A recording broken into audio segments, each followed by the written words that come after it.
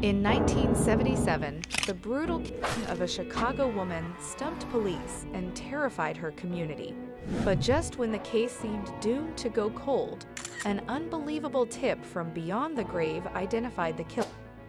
Join me as we delve into chilling clues and stunning twists to unravel the riddles enshrouding Teresita's tragic end.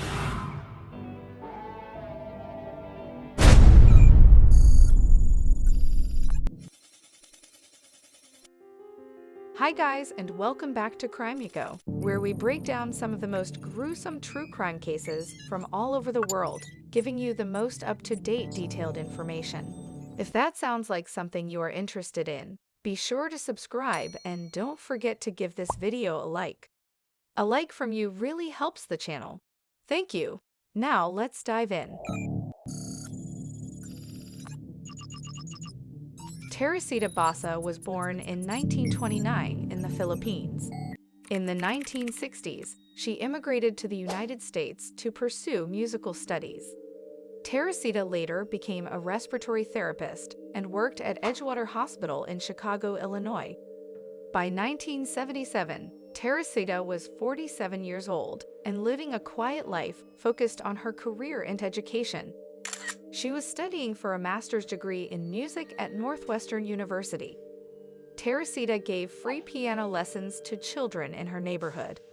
Though she was married to a man named Joe Basa, she lived alone in a high-rise apartment in Chicago's Lincoln Park neighborhood.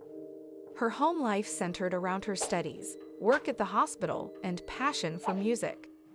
Teresita seemed to be a gentle soul beloved by her family, friends, and co-workers. She had no known enemies, so no one could explain the horrific fate that awaited Teresita on the evening of February 21, 1977.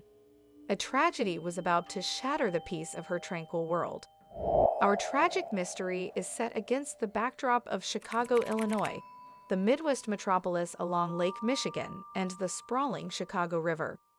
Known as the City of Big Shoulders, Chicago boasts a magnificent skyline punctuated by the 108-story Willis Tower, once the world's tallest building. The city is renowned for its vibrant arts and culture, from the Art Institute and Symphony Orchestra to Chicago blues music and jazz. The shoreline along Lake Michigan offers beaches, parks, and picturesque Navy Pier. Iconic sports teams like the Bulls, Bears, Cubs, and White Sox unite citizens of this die-hard sports town. Chicago's beloved traditions include deep dish pizza, hot dogs sans ketchup, and the annual St. Patrick's Day celebration dyeing the river green. However, beneath the glossy facade of this world-class city lies a darker dimension. In the 1970s, Chicago was plagued by post-industrial decline, white flight to the suburbs, and alarming violent crime. Poverty, organized crime, and a fracturing community fabric spawned hundreds of murders annually in the late 1970s. The prosperous downtown became eerily deserted after office workers commuted home. Vulnerable citizens lived in fear of violence lurking in the shadows. It was in this complex urban landscape that Teresita Basa's life was tragically cut short. Yet even amid the menace surrounding her, Teresita's indestructible spirit persevered to illuminate the darkness. Let's re-examine how her case mesmerized and transformed Chicago forever.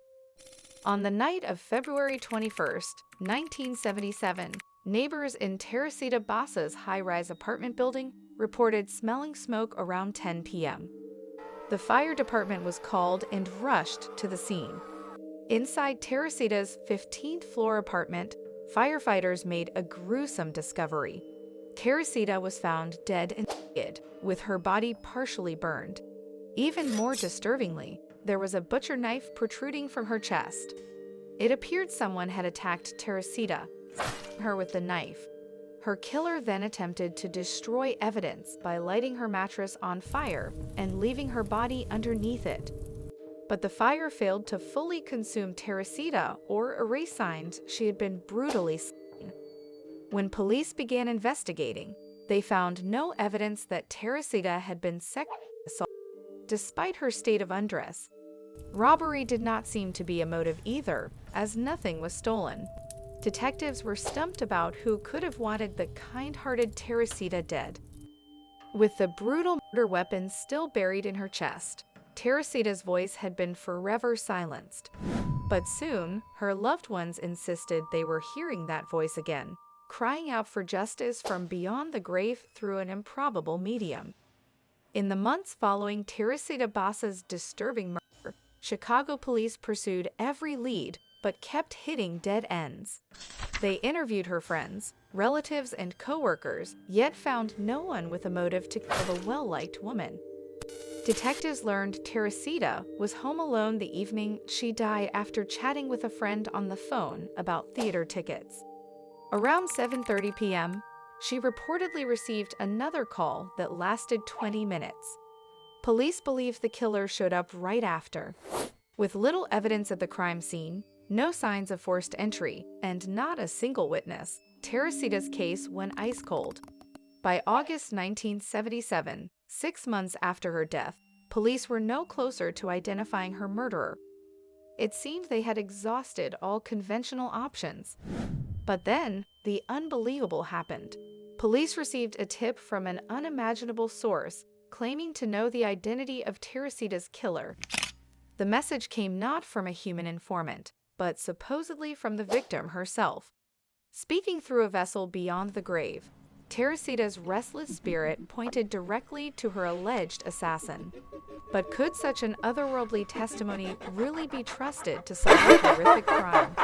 In August 1977, Chicago police received an unbelievable tip in the Teresita Basa case from the victim herself, or at least that's what the tipster claimed. Dr. Joseph Chua, a co-worker of Teresita's at Edgewater Hospital, told authorities that his wife Remy was possessed by Teresita's spirit on several occasions.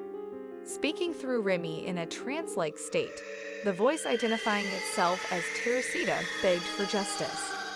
According to Dr. Chua, Teresita's voice named hospital respiratory therapist Alan Showery as her killer. She said Showery came to fix her TV, but instead stabbed her and stole her jewelry. Police were stunned by the paranormal tip. But remarkably, detectives Joseph Stachula and Lee Eplin took it seriously since the Chuas were upstanding community members. The as initials in Teresita's diary also matched Showery, making his guilt seem credible. When police brought Showery in, his pregnant girlfriend was even wearing Teresita's stolen jewelry. Though Showery denied the murder at first, he soon signed a shocking confession admitting he stabbed and burned Teresita after robbing her. But was the confession for real, or did desperate police coerce it using the otherworldly accusations? With the skeptical public watching, authorities were determined to prove Teresita's supposed spirit testimony was no grounds for a murder conviction. They would need concrete evidence backing their case against Showery. Despite his signed confession to Teresita Basa's murder, Alan Showery soon recanted and pleaded not guilty at trial. His lawyer argued the so-called supernatural tip led to an unlawful arrest and coerced confession. Prosecutors maintained they built an independent case against Showery with real evidence like the stolen jewelry. But could 12 jurors convict a man based on claims from a victim's restless spirit? At Showery's 1979 trial, media spotlighted the bizarre ghost angle. Some headlines read, "Did a voice from the grave finger a murder suspect?" Prosecution witnesses stuck to facts while the defense questioned the confession. In the end, the unbelievable origins of the investigation proved too distracting. Jurors deadlocked, unable to reconcile the beyond-the-grave tip with their legal duty. The sensational trial ended in a hung jury. But the story still had one final twist. Before a planned retrial and likely acquittal, Showery suddenly changed his plea to guilty.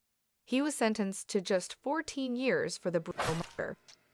For Teresita's aggrieved loved ones, even delayed justice and a muted confession were vindication of their belief she solved her own homicide from spirit form. With the case now closed, Teresita could truly rest in peace. While Alan Showery's confession technically gave Teresita Basa's family closure, the incredible circumstances of her case still confound us today. How could a mild-mannered respiratory therapist transform into a violent killer who stabbed an innocent woman and burned her alive? What drove him to commit such a depraved act against a coworker who had only shown him kindness? Even more perplexing is the alleged role of the supernatural in identifying Teresita's murderer. Was Remy Chua truly possessed by Teresita's determined spirit, or did she learn the killer's identity through more earthly means? We may never fully understand what supernatural forces or human evils were truly at play. Yet Teresita's story compels us to keep seeking truth and justice, whether in this world or the next. While her suffering ended too soon, Teresita's vibrant spirit could not be silenced even by death. Her memory remains very much alive, touching strangers forever changed by the mysteries surrounding her. Until we meet again beyond the veil, rest peacefully, Teresita Basa. Well, friends, that concludes our look back at this chilling cold case. Don't forget to like, subscribe, and hit the notification bell to stay up to date with the latest true crime cases. We appreciate having you as part of our community as we explore the mysteries that continue to fascinate us all. Stay curious and remember, justice may stay hidden in the darkest corner. Thanks for watching and see you on the next one.